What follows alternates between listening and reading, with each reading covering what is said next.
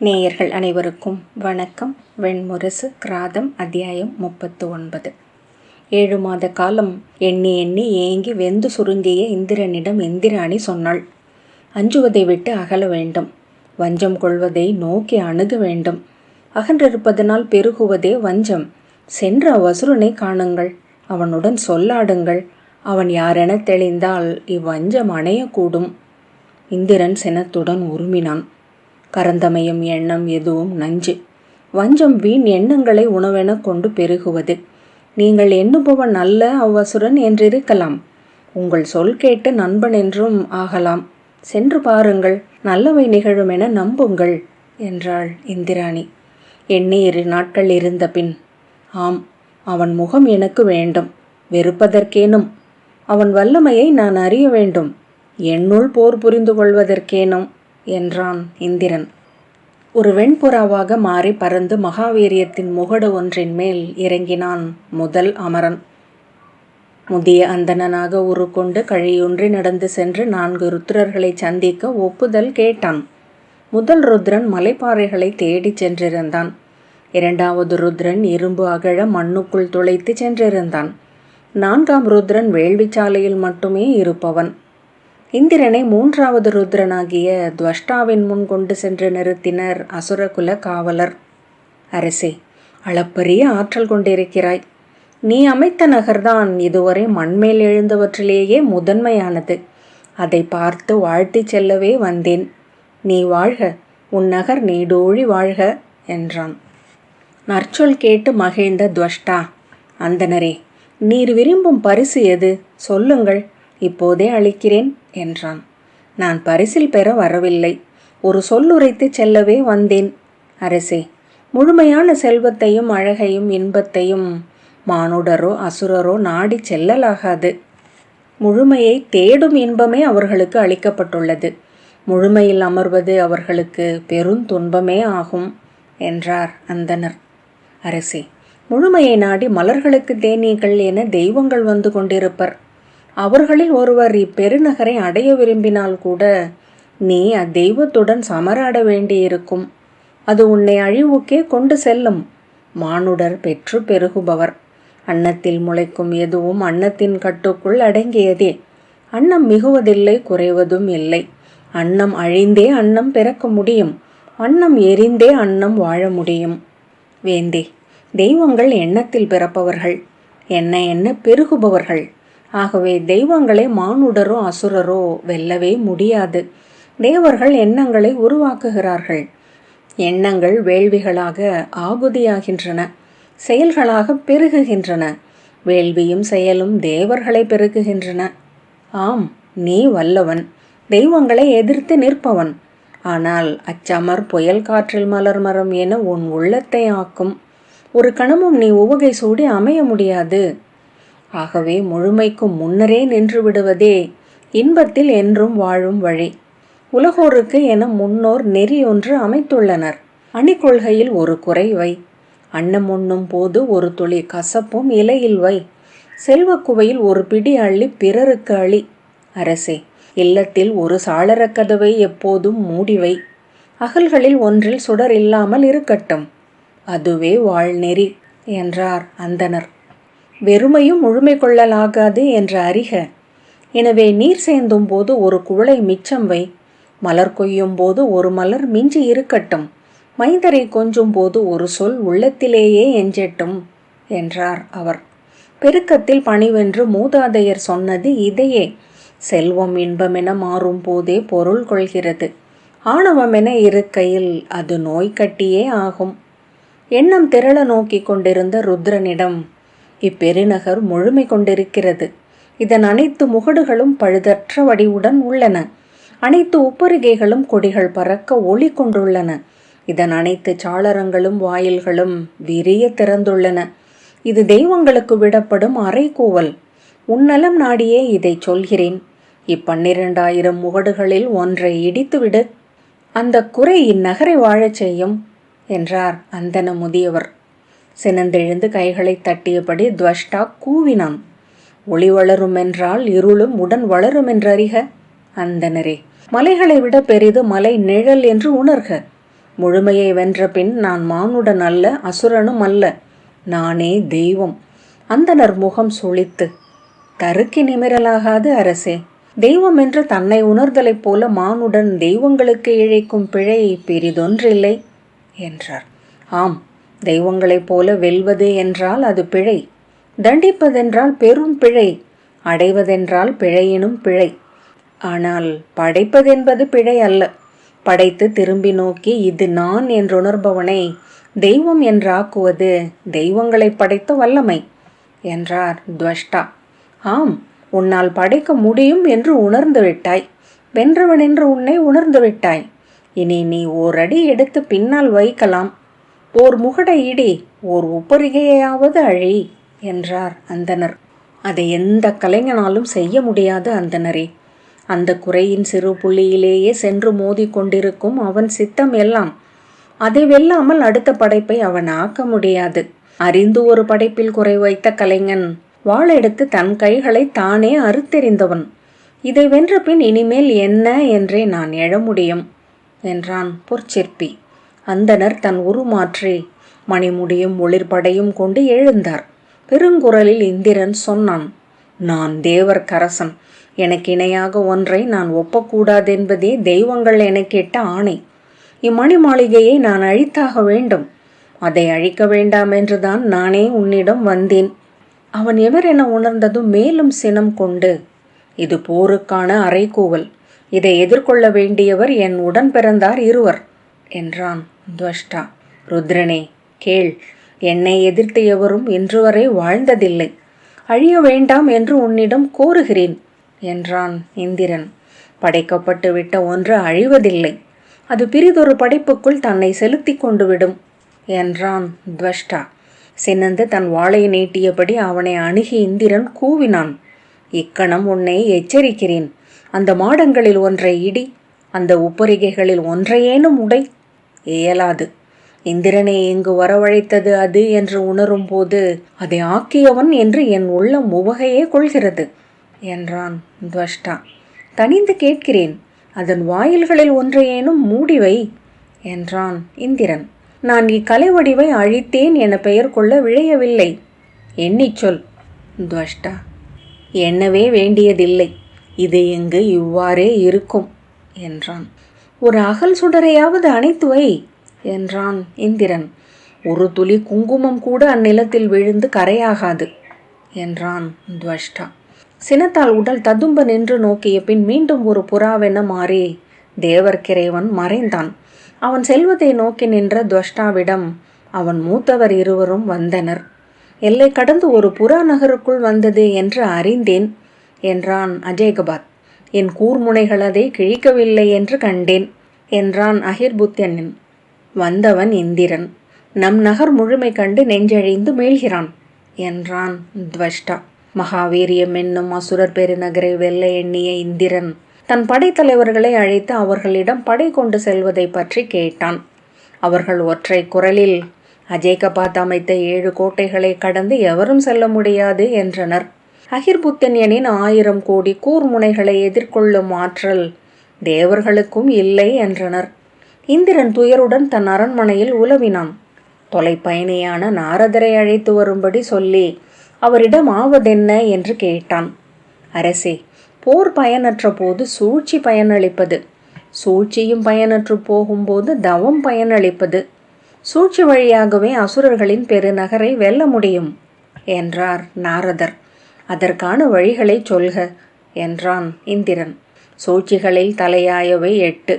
காமத்தால் அறிவிழக்கச் செய்தல், பெருவிழைவால் நிலையழியச் செய்தல், தன் வல்லமையை மிக என எண்ணச் செய்தல், தன் வல்லமையை குறைவென எண்ணி அஞ்ச வைத்தல், அணுக்கர்களை நம்பிக்கை இழக்க வைத்தல், ஏவலர்களை நேர்மை இழக்கச் செய்தல், பொய் இலக்குகளை நோக்கி திருப்பி விடுதல், நட்புகளுக்குள் பகை உருவாக்கல் என்றார் நாரதர். அறம் வெற்றியால் மட்டுமே நிலைக்கும் என்றால் அறத்தின் பொருட்டு இவற்றை ஆற்றலாம் என்கின்றன நூல்கள். இவை ஒவ்வொன்றுக்கும் உரியவர்கள் உள்ளனர்.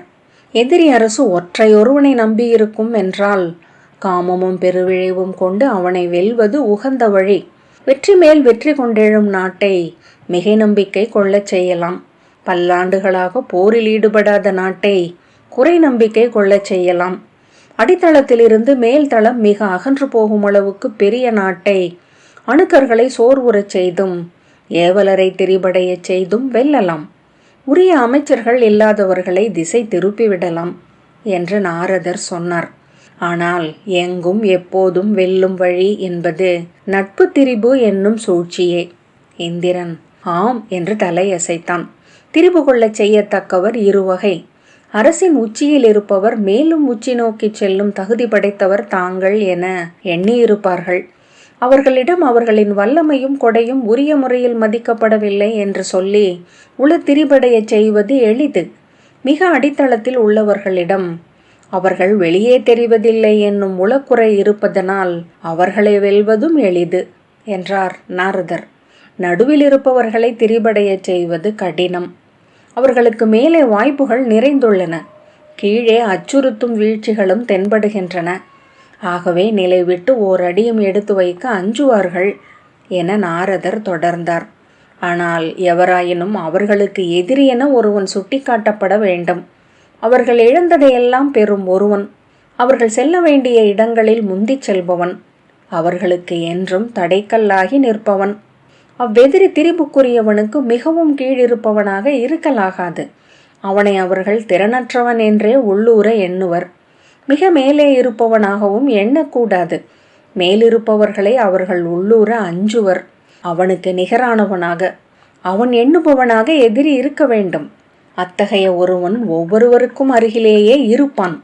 அவன் மேல் நம் இலக்குக்கு உரியவன் கொள்ளும் உள்ளுரை அச்சத்தை நாம் தொட்டறிய வேண்டும், தூண்டி வளர்க்க வேண்டும். அரசே, 5 வகையினர் எளிதில் திரிபடையக்கூடியவர். அச்சம் கொண்டவன் திரிபடைவான். அவன் அஞ்சுவதை எளிதில் பெரிதாக்கி காட்டலாம்.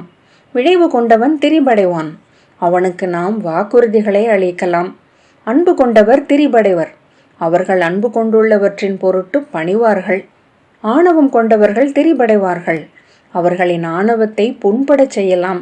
அரசே, வீணே இருப்பவனைப் போல திரிபடையச் செய்ய எளிதானவன் எவனும் இல்லை. அவனை மூச்சு காற்றால் ஊதி பறக்க விடலாம். மகாவீரியத்தை தாங்கி நின்றிருந்தவை 4 ஆமைகள். அவை ஆழுலகத்தின் அன்னையின் கை நகங்களிலிருந்து உருவானவை. கிழக்கே மஞ்சள் நிறம் கொண்ட கனகன், மேற்கே சிவப்பு நிறம் கொண்ட சோனன், தெற்கே நீல நிறமான ஷியாமன், வடக்கே பச்சை வண்ணம் கொண்ட ஹரிதன். அவை ஒன்றையொன்று நோக்க முடியாத கோணத்தில் திரும்பி நின்று ஆழ்துயிலில் இருந்தன. ஒவ்வொன்றும் அந்நகரை அது மட்டுமே தாங்குவதாக எண்ணி இருந்தது. அவ்வெண்ணம் அவற்றுக்குள் செரிக்காத ஊனுணவென கிடந்தது.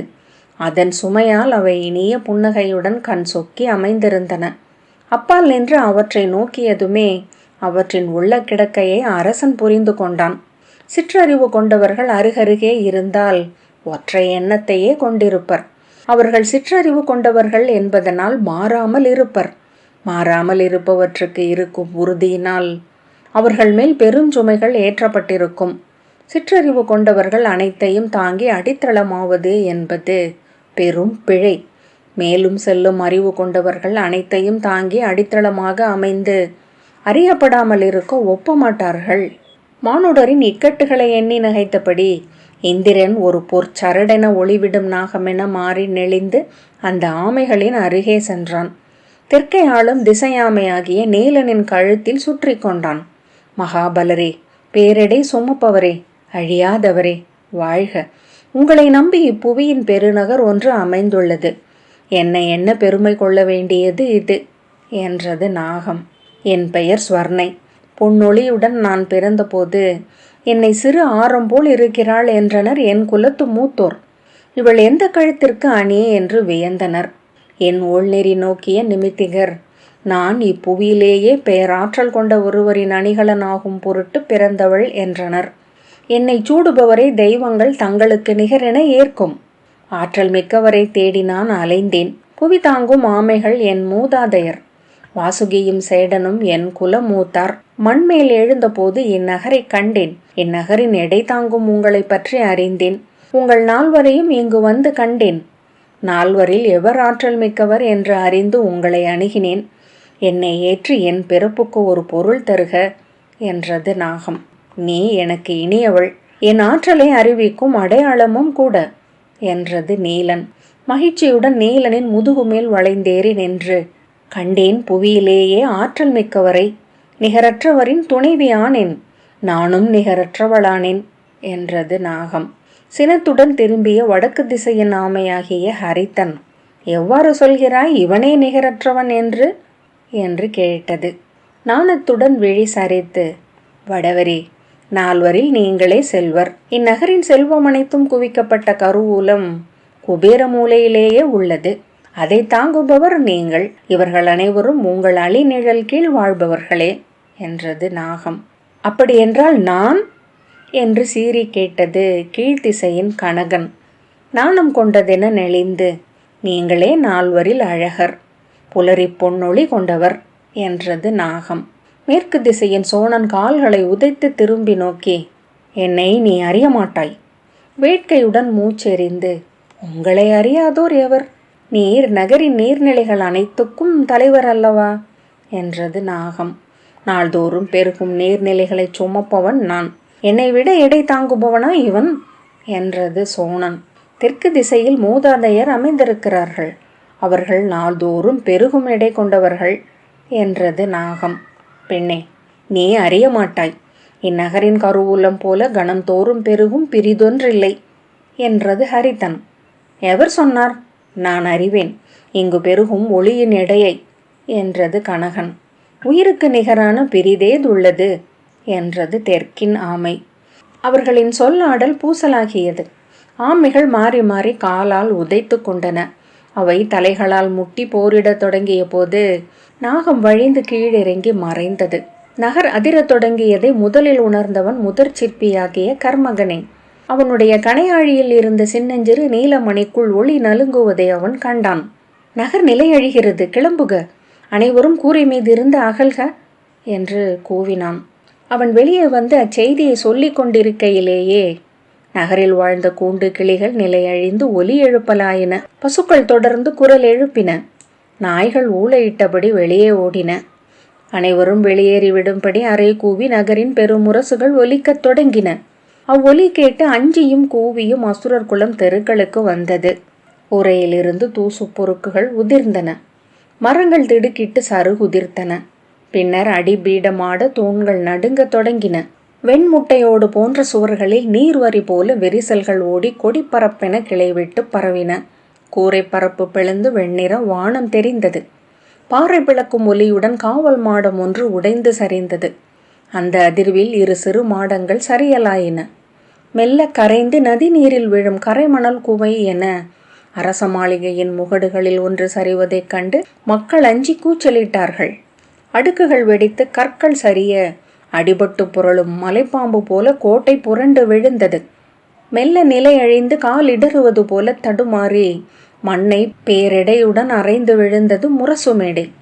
உயர்ந்தவை ஒவ்வொன்றாக சரியலாயின. வெளியேறுக வெளியேறுக என முரசுகள் கூவின. மக்கள் கூவியும் அலறியும் மைந்தரையும் பெற்றோரையும் அள்ளித்தோளில் ஏற்றிக்கொண்டு நீரலை திரளனு கோட்டையின் 4 வாயில்களையும் நோக்கி முண்டியடித்தனர். அவர்கள் வெளியேறும் பொருட்டு பொறிகளால் இயக்கப்பட்ட பெருவாயில்கள் திறக்கப்பட்டன. அவர்கள் மதகு மீறிய வெள்ளமென வெளியே பீரிட்டனர். அப்போது விட்டில் கூட்டம் மண்ணில் இறங்குவது போல தேவர்கள் விரித்த சிறகுகளும் கைகளில் நாணேற்றப்பட்ட அம்புகளுமாக கோட்டையை சூழ்ந்து கொண்டு தாக்கத் தொடங்கினர். அசுரர்கள் கூட்டம் கூட்டமாக இறந்து விழுந்தனர். தங்கள் மக்களே கட்டுப்பாடு இழந்து தெருக்களில் நிறைந்தமையால் சேற்றில் சிக்கிக் கொண்ட யானை போல் ஆயினர் நகரின் அசுரப்படையினர்.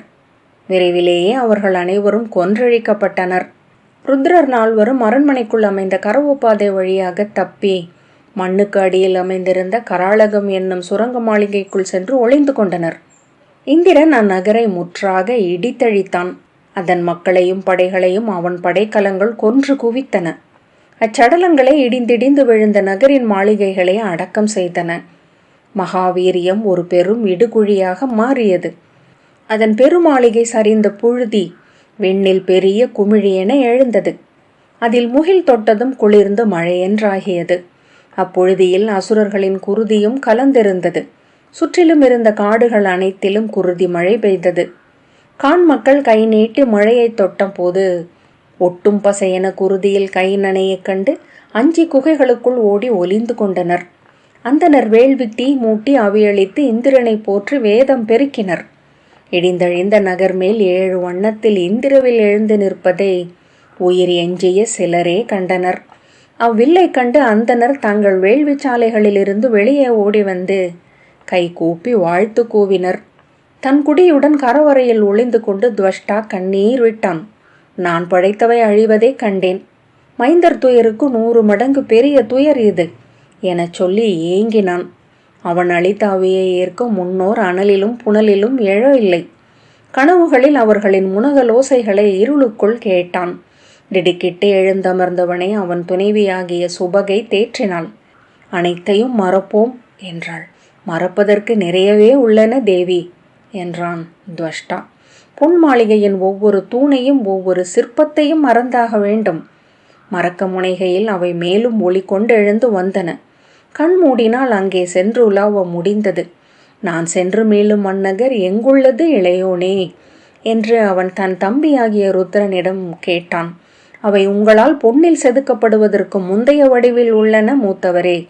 பொருளில் எழாத கலையின் உலகொன்று உள்ளது. அது மண்ணுள் வாழும் விஸ்வகரின் கனவு என்கின்றனர். என் ஆணவத்தால் 4வரையும் தோல்வியுறச் செய்தேன். என் குடியை முற்றழித்தேன் என்று துவஷ்டா சொன்னான். இளையோனாகிய ருத்ரன் சொன்னான், மூத்தவரே, ஆணவம் அழிந்த சிற்பியின் கைகள் வெறும் தசை கொடிகள். அவன் விரல்களில் குடிகொள்ளும் தெய்வங்களுக்குரிய இன்னமுதென்பது அவன் கொள்ளும் கனவுகளே. கனவுகள் ஆணவம் செழிக்கும் வயல்கள். கனவு நிறையட்டும் உங்களுக்குள். ஆம் என்றான் துவஷ்டா. நான் மீண்டு எழுந்தாக வேண்டும். என் உள்ளத்தின் அனல் முளைக்க வேண்டும். ருத்ரன், மூத்தவரே, அந்நகரில் இருந்து ஒரு கல்லை எடுத்து வரச் சொல்லுங்கள். அதை என் அனலில் இட்டு உங்கள் வஞ்சத்தை எழுப்புக. அதுவே உங்கள் படைப்புக்கு விதையாகட்டும் என்றான். நான் இனிமேல் படைப்பதென்றால் இந்திரனை வென்ற பின்னரே அது நிகழ முடியும்.